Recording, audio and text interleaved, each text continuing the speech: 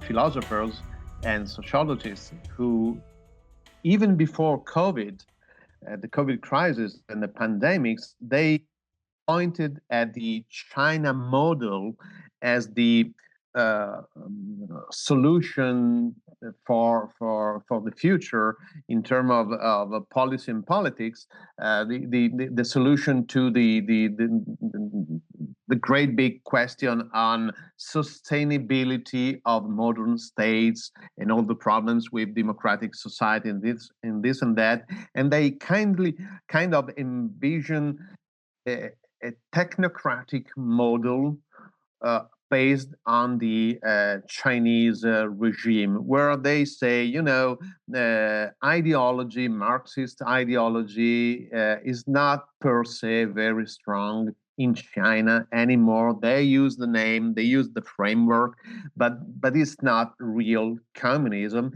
It's a it's a kind of social democratic technocratic model in which everyone is being taken care of by the state, so they don't need to worry about anything. They even can get rich when the state says you can get rich if you don't put too many questions, if you do what I want, if you enjoy the liberty I give you. It's not a God-given liberty, but it's a CCP-given liberty. So there are Western philosophers, sociologists, even politicians who think that this Chinese model could be the solution to the modern democratic problem. COVID came into the scenario and added to that in the way you were saying.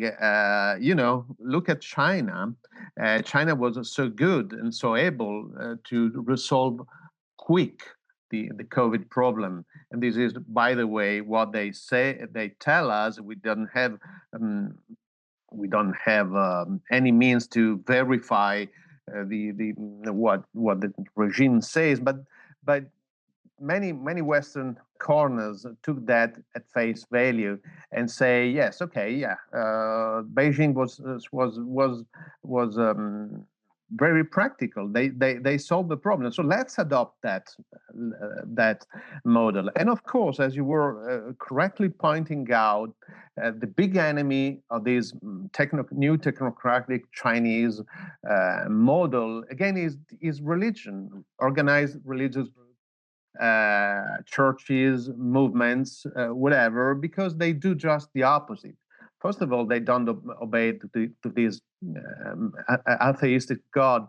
Ultimately, they have another God. They have another superior being to whom they look. So they cope with the load of the state, but if the state gives them liberty. So there is some tension here that becomes a threat in the eyes of these technocratic Chinese apologists. Um, and plus, big groups, churches, movements, of course, they are the one who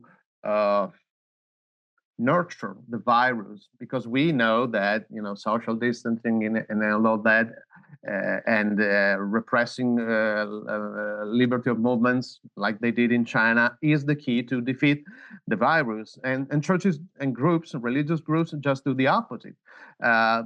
We have seen examples of this outside of China, when huge, large religious groups were accused of being nurturing the virus because they had big gatherings. There is no proof that this is true, but it's very suitable to the ideological language of these people who say, big gatherings equal to religious groups, equal to spreading the virus.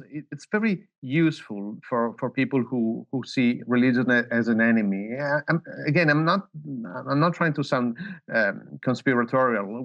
There are facts who can document this. It happened in Korea, it happened at some extent in Taiwan, and the whole idea, even in the West, to shut down churches just before supermarkets goes back to the idea churches, groups, religious movements are the problems as to the COVID. So let's get rid of them first, and then we can discuss the COVID problem. It originates in the ideology of the materialistic regime, like the communist regime in China, but it easily goes beyond China, being taken by some technocratic ideologues and applied to some Western society with some differences.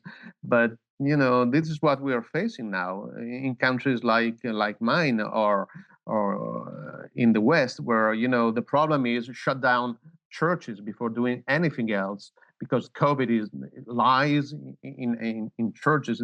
This is becoming a common mentality, which is very dangerous. I think you could even not be a religious person, but when you start thinking that religion is the problem, you mean that the most intimate of the human soul is the problem.